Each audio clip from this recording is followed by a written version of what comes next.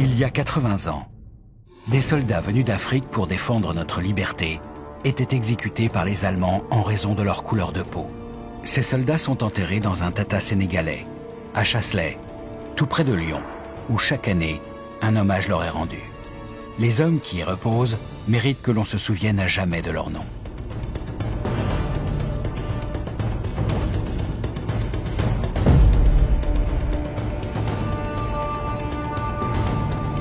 Dès le début de la Seconde Guerre mondiale, la France mobilise les troupes coloniales.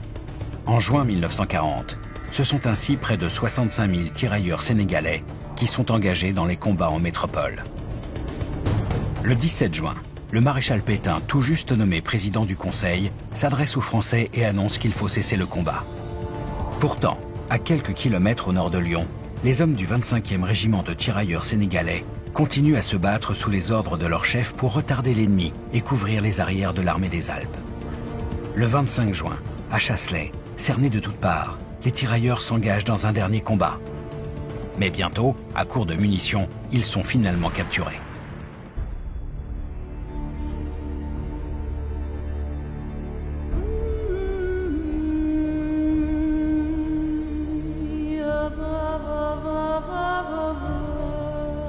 Ivres d'une haine raciste attisée par la propagande nazie, les soldats allemands conduisent les tirailleurs et leurs officiers dans un champ. Puis, après avoir séparé blancs et noirs, ils massacrent ces derniers qui tombent sous les balles des mitrailleuses des Panzers. Dès le lendemain, les habitants de la région, horrifiés, inhument les corps des défunts et recueillent les survivants ayant échappé à la tuerie. Jamais ils n'oublieront le martyre des soldats africains.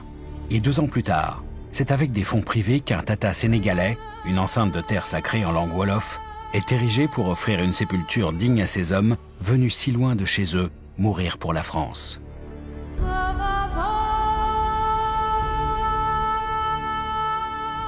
Ce bout d'Afrique en terre lyonnaise, où reposent près de 200 soldats africains, est un patrimoine unique.